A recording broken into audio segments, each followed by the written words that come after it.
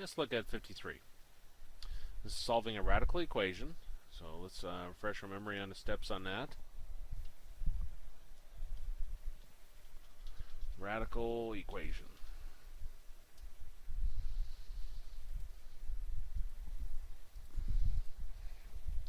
Step 1. Get a radical by itself unless it creates a fraction. So go up to the point where you're going to create a fraction, then stop on step 1.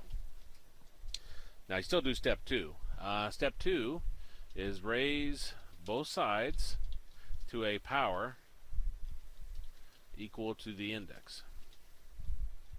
Step 3, if more radicals, go back to step 1. Step 4 is solve for x. And well, that's vague. It'll either be a linear at that point, which then you first step is get rid of parentheses. Second step is now you get rid of parentheses via the distributive property. Second step is get rid of fractions. You multiply everything by the LCM of all your denominators to do that. Step 3. Get everything with an x on one side,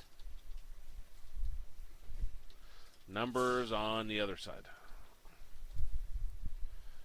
And then the last step there is to divide both sides by the number in front of the x. Or at this point it could be a quadratic. It actually could be a little higher, but I don't think I've ever seen anything higher than x squared in a radical. It'd be kind of a hard problem then. Now I'm assuming on this that we haven't covered the quadratic formula, so I'm going to write this in terms of factoring. Get everything on one side, 0 on the other side.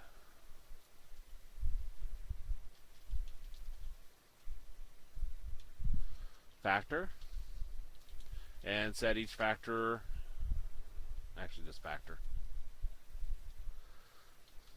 Then set each factor equal to 0,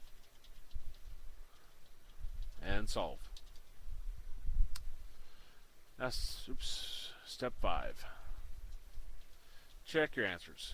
Actually, check your answers. That was step. Okay, yeah, it was step 5. Okay, I was thinking I got off my numbering. So let's take a look at solving this problem using those steps. 53.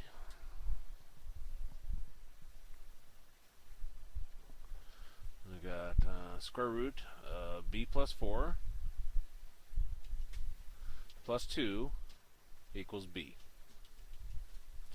Now first step, get a radical by itself unless it creates a fraction. We're going to take the 2 and move it over to the right side. So I get square root of b plus 4 is equal to b minus 2. So we got the radical by itself. Step 2, raise both sides to a power equal to the index. Well, this is a square root, so there is no number in this little slot here, so it's by default 2. It always is for a square root. So we're going to take both sides to the second power.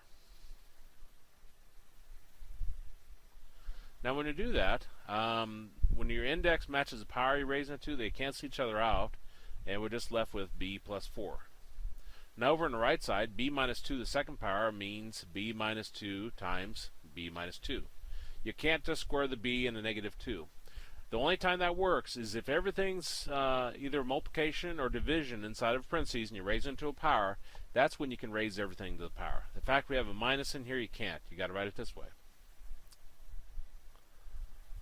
Well, b times b is b squared. B times negative 2 is negative 2b. Negative 2 times b is negative 2b. And negative 2 times negative 2 is positive 4. No matter where you are in mathematics, combine together like terms. Negative 2b is negative 4b plus 4. And we're at step 3. If you have more radicals, go back to step number 1. Well, we don't have any more radicals. So go to step 4, solve for x. We're either going to have a linear, x to the first power, or actually I wrote that in x, but this is b, or we have a quadratic, which is what we have here. So a quadratic says get everything on one side, 0 on the other side. I'm going to take the b plus 4 over to the right side. It works out better if your b to the largest power has a positive number in front of it. So b squared minus 4b, the b becomes a negative b, and the 4 becomes a negative 4. When you take anything across your equals, the sign changes. So negative 4b, negative b is negative 5b, and 4 minus 4 drops away. This then says factor. Well, this is the GCF. They both have a b in common. So I factor that out. And that leaves me b minus 5. Then it says set each factor equal to 0 and solve. This is the zero factor property. You get 0 on one side, you factor the other side, you set each factor equal to 0. So I said b is equal to 0 and b minus 5 equals 0.